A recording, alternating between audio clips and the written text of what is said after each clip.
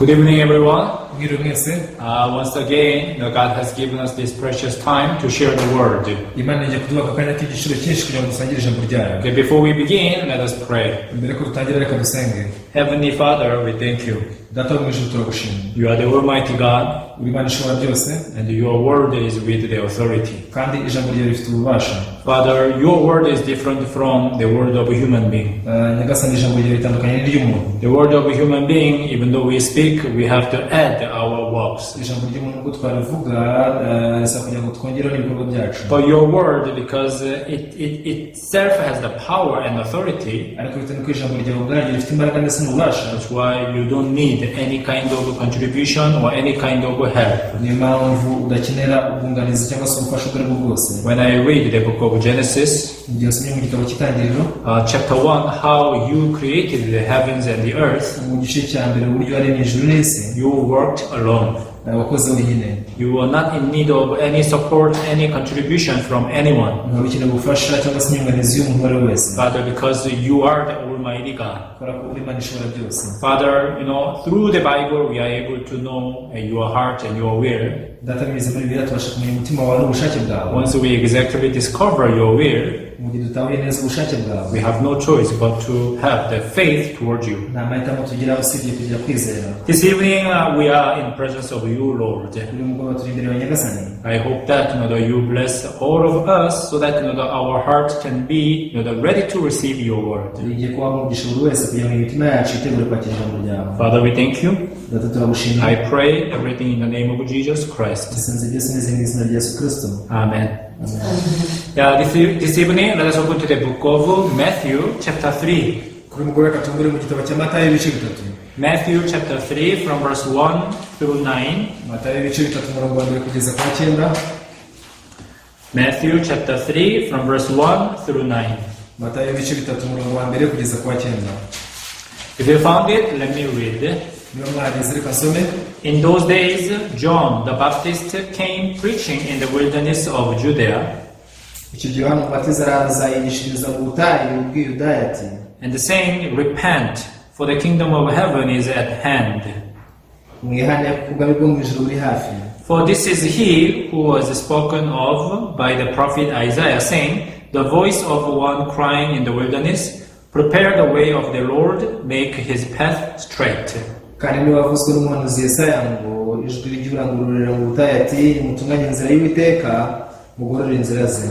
Now John himself was clothed in the camel's hair with a leather belt around his waist, and his food was the locusts and wild honey.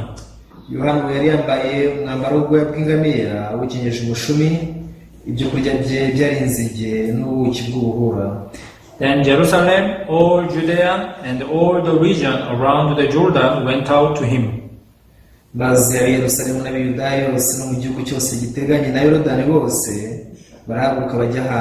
And were baptized by him in the Jordan, confessing their sins.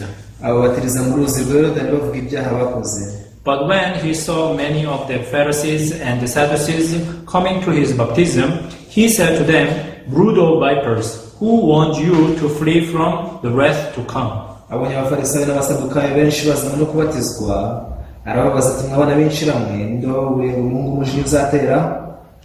Therefore, bear fruits worthy of repentance.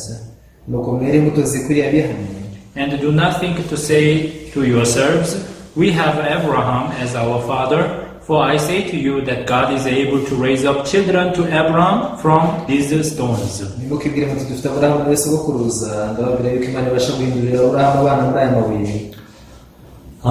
Many people, as they read the Bible, they come across this kind of verses that the wages of sin is death. That death, because of sin.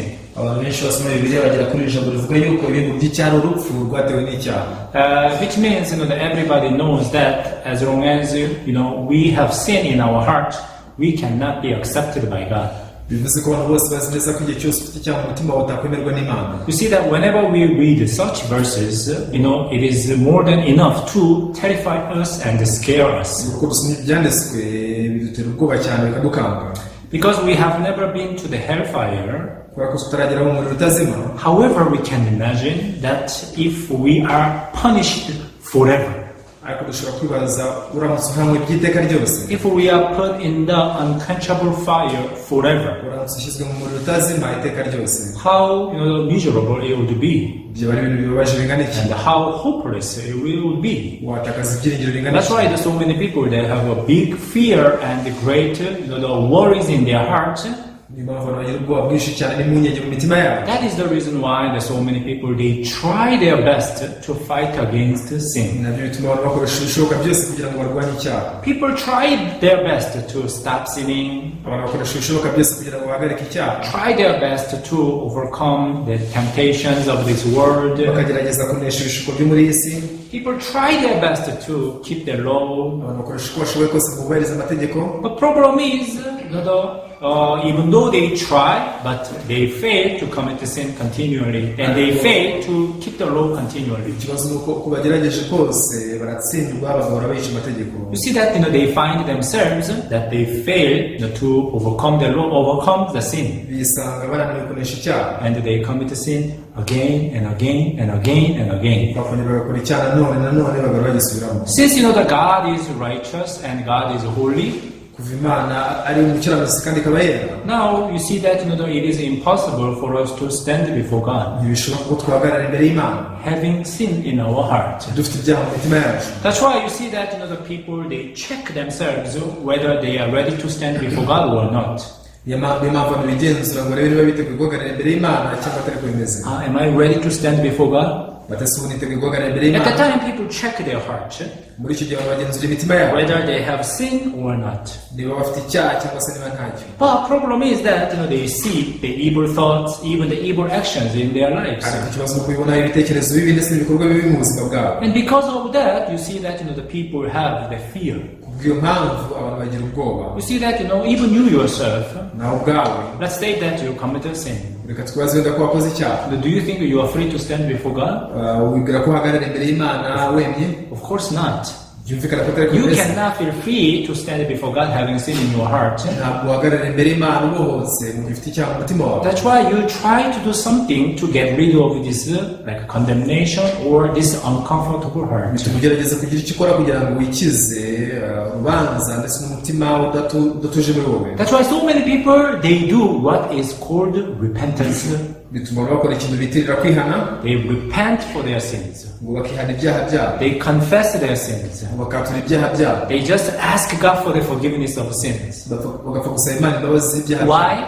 kubera iki? Because they want to feel free. kubera ko bashaka kumva babohotse. Yeah, it's true that I did something wrong, but I did not mean. bati ni kuko nakoze ikintu kibi ariko sinabishakaga, It was not my intention, sinari mbigendereye, but by mistake or because of the deceit of Satan, I fell into sin, or I committed sin. tibyabaga agakosa gusa, nakosheje mu kugwa mu cyaha. That's why what I have to do is to show my the sincere heart to God. icyo ngomba gukora ni ukwereka Imana umutima wanjye ushishikaye.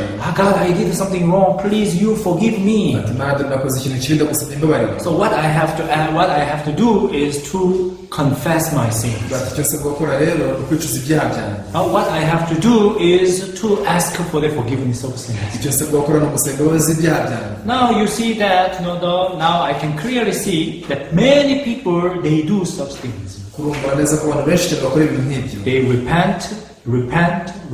barihana bakihana bakongera bakihana. They confess their sins in order to be free from the sin, in order to be free from the condemnation. batura ibyaha byabo kugira ngo babohoke urubanza. The very funny thing is, gusa ikintu gitangaje ni uko even though they do this kind of things continually, nubwo bakomeza gukora ibintu nk'ibyo ngibyo, they can continuously stay in the darkness. bashobora kuguma mu mwijima n'ubundi. Even though they do what is called repentance, nubwo bakora ikintu bitirira kwihana. now you see that the many people, even though they do 10 years, 20 years, 30 years, they still remain in the condemnation. byumva ko abantu bakora imyaka 10, 20, 30 n'ubundi basigara biciraho iteka. And you can ask such people. abantu nk'abo ushobora kubabaza rero, You ask yourself. cyangwa wibaze nawe ubwawe uti So are you able to be free from sin if you keep doing this for like 10 years to come. ese bikomeje kubikora mu myaka 10 iri imbere uzashobora kuboka icyaha. Can you imagine that, the repentance that you have done, for the last 20 years, the last 30 years? If you do this for the 10 years, next 10 years, do you think you can be the righteous one day? Ibaze kwiyana wakoze imyaka 10-15 ishize ukomeje kubikora n'imyaka iri imbere utekereza ko umunsi umwe azaba umukiranutsi? You see that the people, they do not have the answer. Usanga abantu nta gisubizo bafite. People, they just live according to the certain expectation, yet abantu babaho usanga hari ikintu kimwe biteze nyamara they still live in confusion. bagakomeza kubaho mu rujijo. The reason why the people they do this is because that is the only way that they were explained what they were told. igituma bakora ibyo nuko yari inzira yonyine gusa bigishijwe ntibabwiwe yonyine. Even though people have a wish to live a good life, nubwo bifuza kuba ubuzima butunganye, even though people have a wish to live the sinless life, nubwo bifuza kuba mu buzima badacumura, but that wish ends with wish. birangira ari ibyifuzo gusa. That wish, just ends with their expectation only. birangira ari ibyo biteze gusa. Now you see that so many people, even though they have a wish, but they live the sinful life. abantu benshi nubwo bafite icyifuzo ariko babaho ubuzima bw'ibyaha. And when they keep committing sins, iyo bakoze ibyaha and they try to be free from sin, bakagerageza kubohoka icyaha, yet they do not know.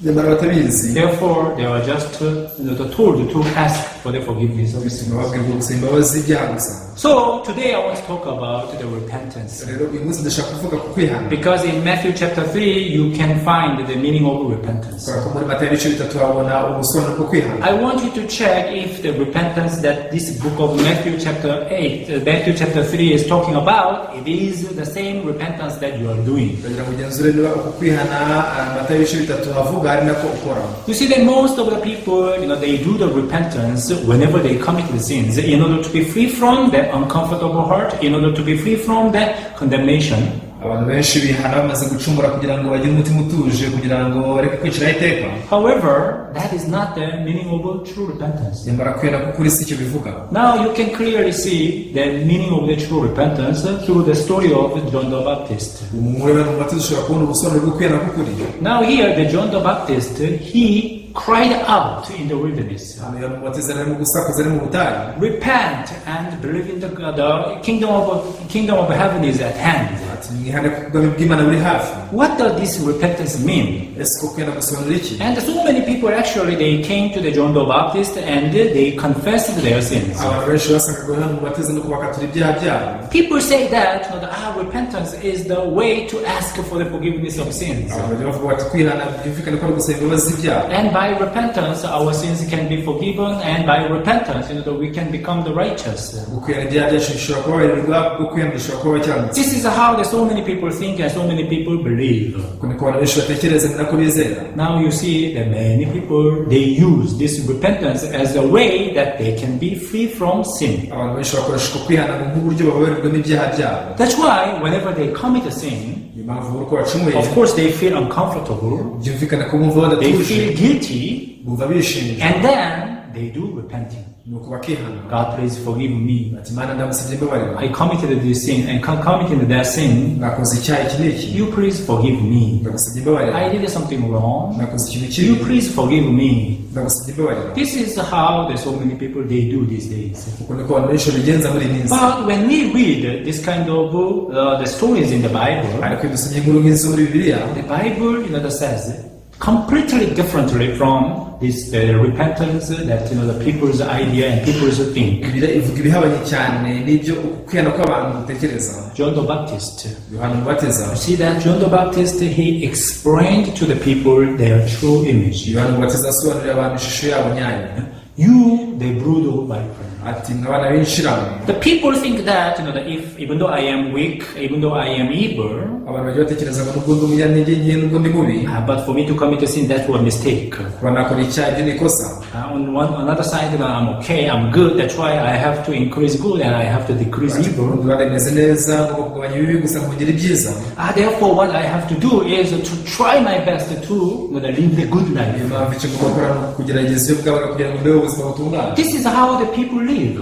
uku niko abantu babayeho. But when we see the Bible, nyamara iyo turebye muri Bibiliya, the Bible clearly says the human heart is evil continually. Bibiliya ivuga neza ko umutima w'umuntu ari mubi gusa kugeza iteka. That's why The Bible clearly shows us that how we are supposed to stand before God. People think that they are okay, they are good in general, but by mistake or by mistake, I did something evil. Therefore, when I made a mistake, I have to ask for the forgiveness of sins. I have to, confess my sins. However, that is not the true repentance. Why? Because even you know that even if you have done such kind of repentance for last 20, 30, 40 years, you will not be able to get the perfect solution. This is something very much sure. How about here the repentance that John the Baptist he said? Now here we can clearly see that this is totally different. Now the one day the people after they listened to the John the Baptist, people came to the John the Baptist and they confessed their sins. Do you think that these people, their sins are forgiven? They confessed their sins. Do you think their sins are forgiven? Because many people think that, and many people even believe that when I confess my sins can be forgiven. But now these people, if you see that verse 6, and were baptized by him in the Jordan, confessing their sins. People from Jerusalem, people from all Judea and all the region around the Jordan went out to him.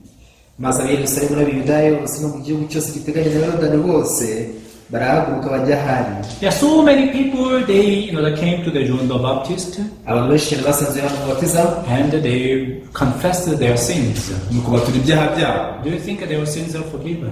If their sins were forgiven in this way, I'm sure that God would not have sent Jesus Christ. I'm sure that God would not have sent the Jesus Christ in this world and be crucified.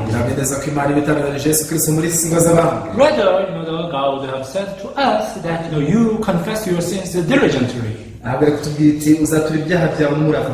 see that the confession and repentance that this scripture means and the way the people think are totally different. Now you see that what is the meaning of true repentance?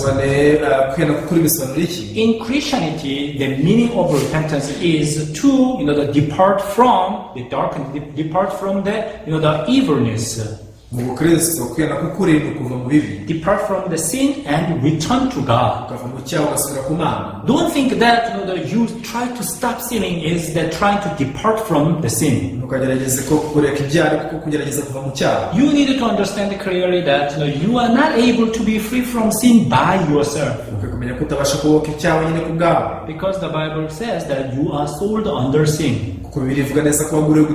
How can you return to God? In order for you to return to God, you need to realize that you need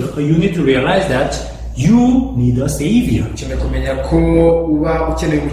Without realizing that you need a savior, it is impossible for you to return to God. Do you know the story of the prodigal son in the Bible? Now the prodigal son, when he had a lot of possessions, he left his father.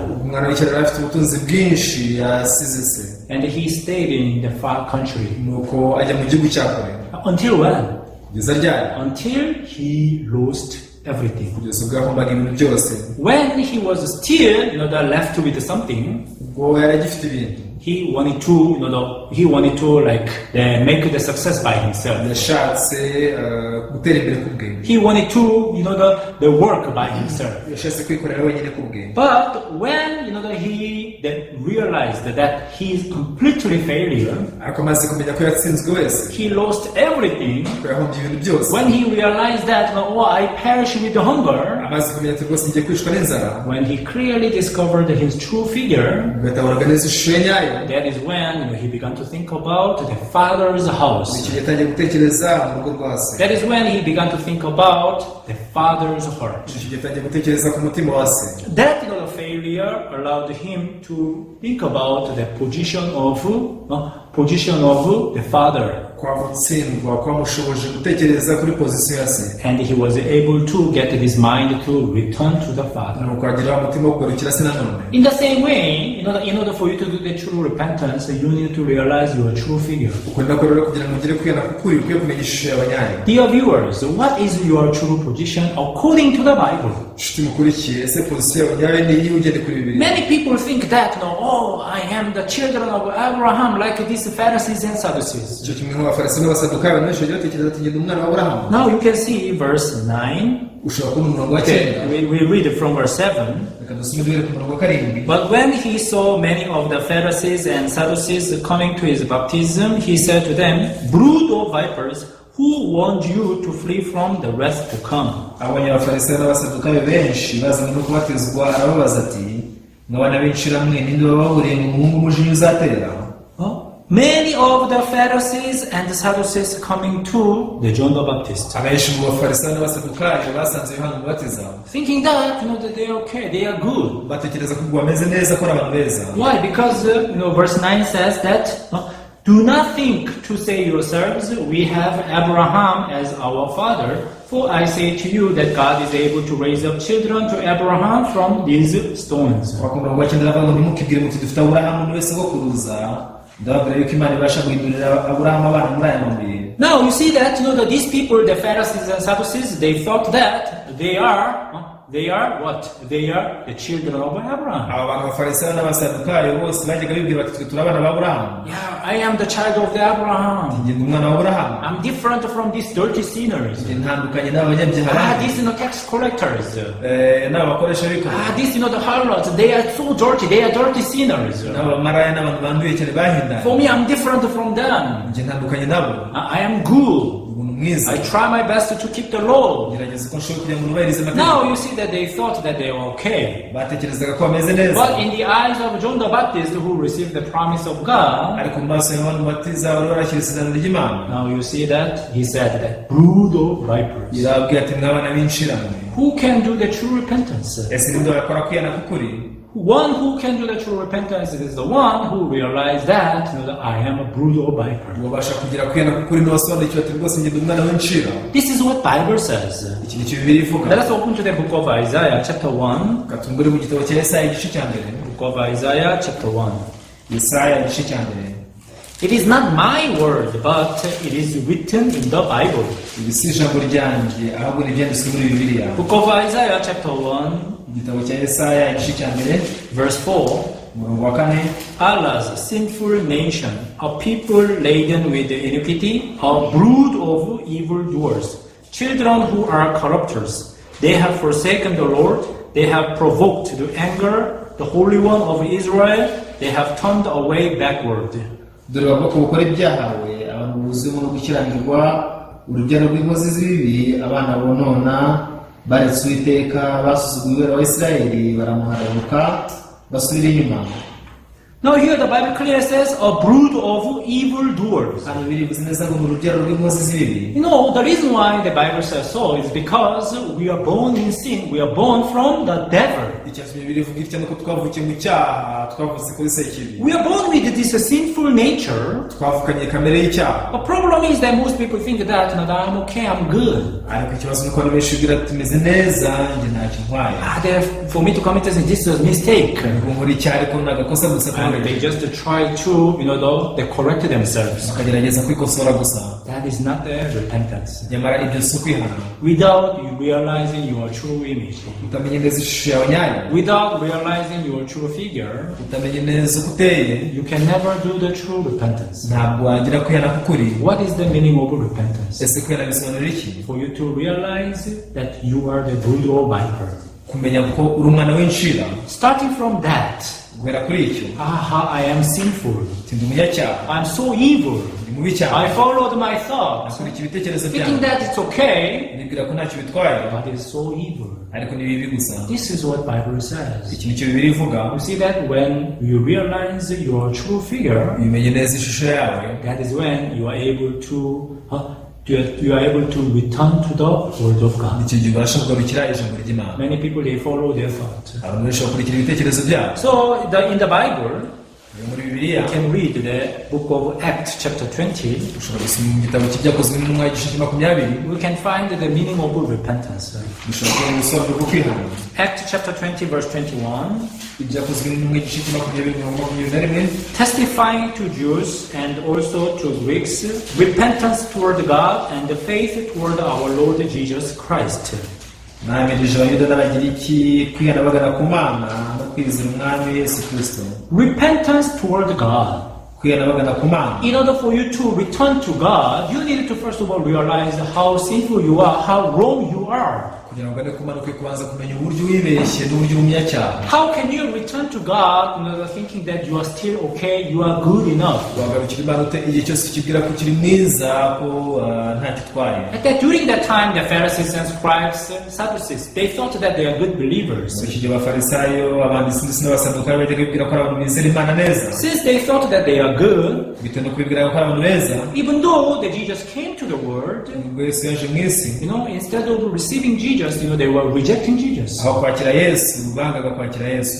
Dear viewers, nshuti mukurikiye, I want you to check whether you have ever realized your true figure before God. ndashaka ko wagenzura niba warakira ishusho yawe nyayo imbere y'Imana. I really hope that you realize this point. ngiye ko iki kintu wagitahura. John the Baptist, he prepared the way of the Lord. yohana umubatiza yateguraga inzira y'Uwiteka. As you know that Jesus is the author and the finisher of faith. nk'uko mubizi Yesu ni ibanze ryo kwizera akaba nawe gusohoza. Without the Jesus, it is impossible for us to have faith. atariho Yesu ntibishoboka ko twagira kwizera. But in order for us to get the faith, kugira ngo tubone kwizera, there is the first step called repentance. hariho intambwe ya mbere yitwa kwihana. Without the true repentance, it is impossible to get the exact faith. nta kwihana k'ukuri ntibishoboka ko twagira kwizera. That's why here the Bible says repentance toward God and faith toward our Lord Jesus Christ. I really hope that you understand this point clearly, so that you do the true repentance before God. John the Baptist, he prepared the way of the Lord. Which way? To teach us our true image. We are the brood of vipers. Even Jesus said the similar things in the book of John chapter 8. You are of your father devil. You see that it is not that Jesus just spoke the harsh word. Jesus spoke the word of God, based on the written word. That is what is written in the Bible. Once you exactly discover this word in your heart, you will no longer follow your thought, and you will return to the Lord. You will return to the word of God. I hope that you understand this point clearly. I'll speak up to here. Let's pray. Heavenly Father, I ask you for the special grace that everyone who listens to this message can understand the meaning of repentance. Many people, they just do the repentance as a way to be free from the uncomfortable heart or the condemnation, in their heart after they committed the sins.